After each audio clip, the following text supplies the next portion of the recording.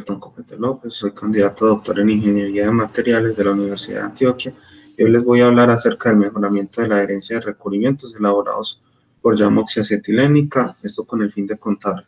nuestra experiencia, la cual fue plasmada en un artículo publicado en la revista DINA, el cual titula Mejoramiento de la adherencia de recubrimientos de hidroxiapatita elaborados por proyección térmica oxiacetilénica a partir de los resultados de simulación numérica. Este trabajo fue realizado por integrantes del grupo GIPIME y GIMASIR de la Universidad de Antioquia. Entonces voy a comenzar contándoles cuál era la idea de investigación, la cual consistía en obtener recubrimientos de hidroxiapatita a partir de materia prima comercial y cuya aplicación fuera aparatos ortopédicos, principalmente una prótesis articular de cadera, fue la aplicación que se quiso sustentar, ya que el proyecto era en conjunto con una empresa. Estos recubrimientos normalmente son elaborados por proyección térmica por plasma atmosférico y se rigen internacionalmente bajo la norma ISO 13779, la cual plantea unas características mínimas que deben cumplir los recubrimientos y dentro de ellas un valor importante es el esfuerzo de adhesión, el cual debe superar los 15 megapascales. De acuerdo a esto, nosotros intentamos hacer unos recubrimientos preliminares con unas condiciones que habíamos determinado para una materia prima sintetizada en nuestro laboratorio, pero al utilizar la materia prima comercial encontramos algunos inconvenientes como delaminaciones durante el proceso de proyección o que cuando los recubrimientos que no presentaban esas características fueron sometidos a ensayos de adhesión tenían resistencias inferiores a 3 megapascales y el tipo de falla que se presentaba era en el recubrimiento, lo cual nos da a entender que habían inhomogeneidades en el mismo y que por lo tanto debíamos entender lo que estaba pasando durante el proceso de proyección térmica para poder prevenir este tipo de comportamientos y aumentar la adhesión como tal. Entonces, de acuerdo a esto, decidimos utilizar softwares de simulación, los cuales nos permitieran entender qué era lo que nos estaba pasando durante el proceso de proyección. Y para eso identificamos inicialmente qué parámetros íbamos a simular durante nuestro trabajo experimental. Entonces, para ello, pues es necesario entender los parámetros que influyen en la proyección térmica por llama, la cual consiste en una mezcla de oxígeno y acetileno, en la cual por medio de una chispa se genera una llama y por ella se hacen pasar partículas, las cuales sufren un tratamiento termocinético y se proyectan sobre un sustrato, en nuestro caso un sustrato metálico. Entonces, una vez las partículas entran en la llama, pueden llegar a la fusión y se van desacelerando a medida de que se van alejando de su punto de salida de la boquilla y por lo tanto la distancia de proyección fue uno de los parámetros escogidos para las simulaciones. Aparte de esto, también seleccionamos el tipo de llama que íbamos a utilizar, el cual consiste en modificar la relación volumétrica entre el oxígeno y el acetileno y nos modifica la zona primaria o las zonas de la llama. Principalmente lo que hace es alargar esta zona primaria, que es la de mayor temperatura, que para una relación que se denomina estequiométrica, que es la relación 1 a 1,7,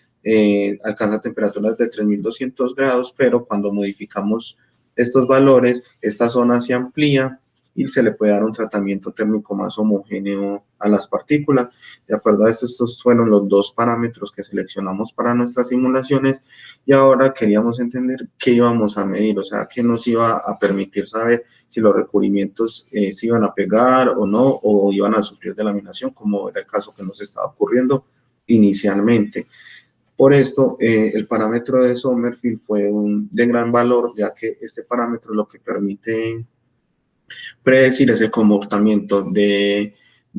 gotas una vez impactan contra una superficie. Fue desarrollado para agua y alcohol inicialmente, pero se ha venido, digamos,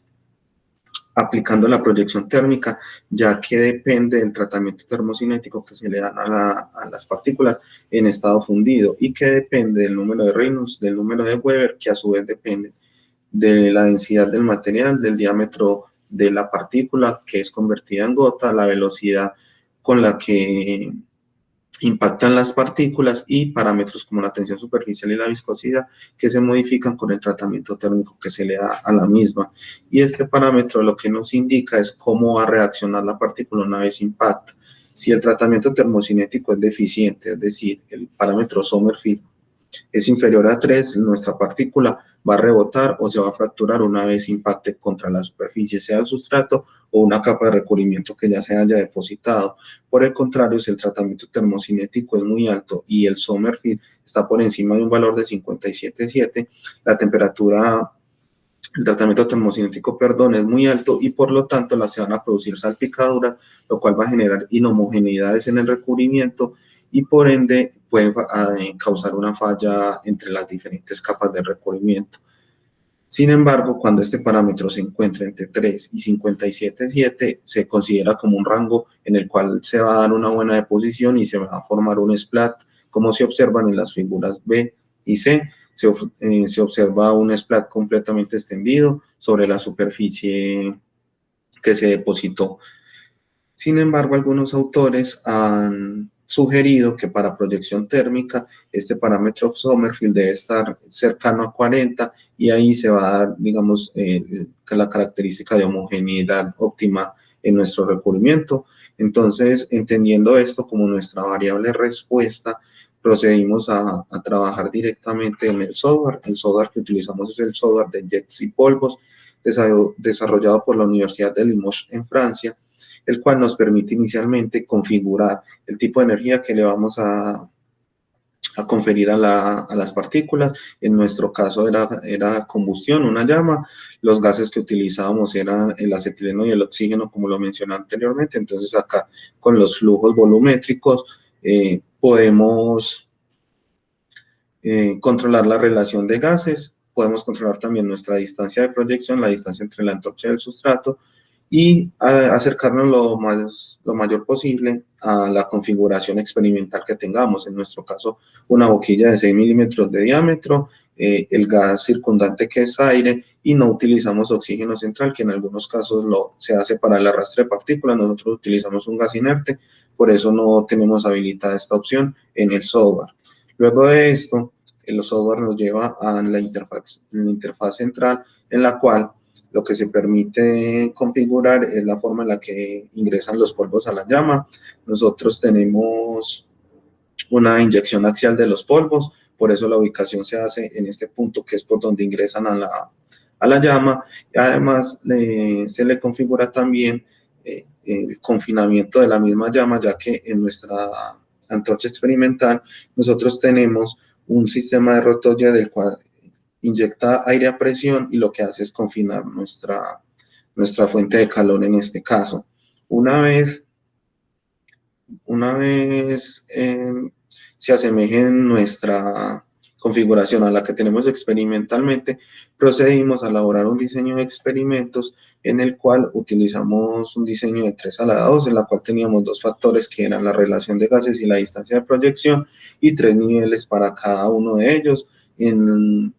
En el tipo de llama utilizamos una llama neutra, una llama semioxidante y una llama oxidante, y 3 distancias de proyección. Y como variable de respuesta teníamos el parámetro Sommerfeld, la temperatura de la partícula y el porcentaje de fusión de las mismas. Luego de esto, lo que hicimos fue introducir en el software las características de nuestro material que queríamos evaluar. En nuestro caso es hidroxiapatita, la cual tiene una morfología porosa de nanopartículas aglomeradas y sintetizadas parcialmente, y utilizamos entonces así la configuración que trae, o el parámetro que tiene cargado para la hidroxiapatita porosa, con sus características físico-químicas, y utilizamos un diámetro de 11 micras para estas simulaciones. Luego de esto, procedimos a analizar ya los resultados que nos arroja el software. El software nos arroja gráficos en función del tiempo. Como todos conocemos, la proyección térmica es un proceso rápido de pocos microsegundos, por lo que el software nos permite graficar en función del tiempo y tener 2 respuestas al mismo tiempo. Nosotros fijamos la posición axial, que era uno de nuestros parámetros de entrada, y vimos cómo se movía cada una de nuestras respuestas, tanto el parámetro Sommerfeld como el porcentaje de fusión, y es importante ver que el parámetro Sommerfeld, una vez la partícula funde y pasa al estado fundido, se da la transformación y es el momento de mayor energía termocinética. Luego, a medida de que avanza la partícula, va disminuyendo su velocidad y por lo tanto el parámetro Sommerfeld va disminuyendo. Entonces, de acuerdo a esto, nosotros analizamos cada uno de los gráficos para nuestras condiciones de proyección e hicimos un análisis de los factores y un análisis de varianza. Entonces, si observamos, en cuanto a la relación de gases, no hay diferencias significativas en el diagrama de cajas para cada una de las llamas en todas las condiciones como tal, pero sí hay una diferencia significativa en la distancia de proyección o una influencia significativa en el parámetro Sommerfeld. La distancia sí es un parámetro, digamos, a destacar y se comprobó mediante el análisis de varianza, ya que el valor P de la distancia era inferior a nuestro nivel de significancia de 0.05, lo cual quiere decir que es un parámetro que influye fuertemente en nuestra variable respuesta, que era el parámetro Sommerfeld. Además, los valores encontrados para una distancia de 12 centímetros estaban cercanos a ese valor de 40 que nos recomiendan los autores para proyección térmica, por lo que seleccionamos este valor para la validación experimental.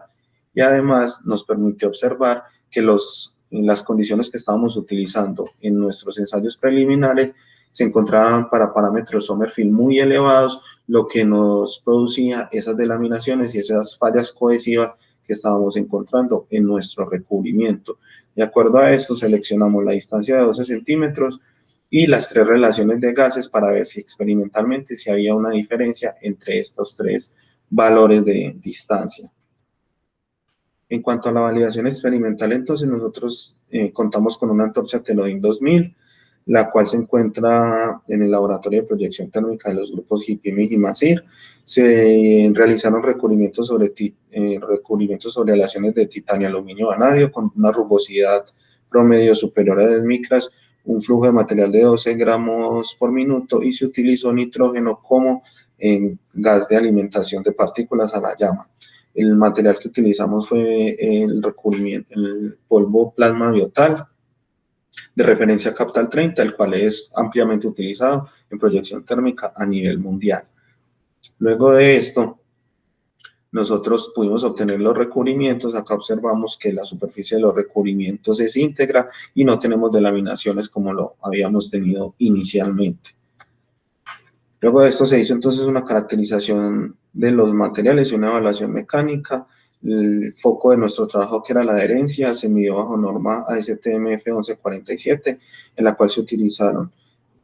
probetas de 1 pulgada de diámetro, en la cual es una probeta recubierta, se unía un contracuerpo sin recubrir mediante un adhesivo epóxico, y luego de que este curara, se hacía un ensayo de tracción y se miraba la magnitud de la carga a la cual fallaban y el tipo de falla, sea adhesiva, que es el desprendimiento completo del recubrimiento y el sustrato, o una falla adhesivo-cohesiva, en la cual también hay capas del recubrimiento que se desprenden entre sí.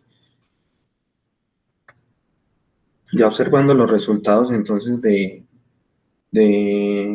nuestros recubrimientos elaborados, tenemos la morfología de la superficie de los mismos y pudimos encontrar que para una llama denominada neutra, que era a la que en simulación encontramos que las temperaturas al momento de la deposición eran inferiores, se pueden encontrar algunas partículas parcialmente fundidas o sin fundir, es decir, hizo falta algo de tratamiento térmico para poder obtener una superficie homogénea. Por el contrario, para la llama semioxidante, una relación de 1 a 2,5, encontramos que se presentan salpicaduras sobre la superficie, lo cual nos indica que la temperatura ya era un poco elevada y por lo tanto el parámetro Sommerfeld en este caso podría llegar a ser un poco mayor y se presentan este tipo de salpicaduras, mientras que para la llama con mayor contenido de oxígeno, cuya temperatura era intermedia a las dos anteriores, no se observan partículas parcialmente fundidas y tampoco se alcanzan o son percibibles salpicaduras, lo que nos da una idea de la homogeneidad que tiene el recubrimiento una vez es depositado. Y finalmente, en cuanto a la adherencia, lo que pudimos encontrar es que esa homogeneidad del recubrimiento con la llama más oxidante, con la relación 1:3,2, pudimos alcanzar o superar el valor exigido por la norma de 15 megapascales y muy por encima de los valores que habíamos encontrado inicialmente, que eran inferiores a 3 megapascales, lo que nos da una idea de que el parámetro Sommerfeld sí nos ayuda a aumentar esa adhesión de los materiales. Además, toda la falla fue adhesiva, lo que quiere decir que los recubrimientos tenían una buena homogeneidad. ¿Ya que se debe esta diferencia entre uno y otro? En este caso, cuando los parámetros Sommerfeld es tan similar, nosotros hicimos un análisis de esfuerzos residuales y encontramos que todos los esfuerzos que se producían en los recubrimientos eran de tracción,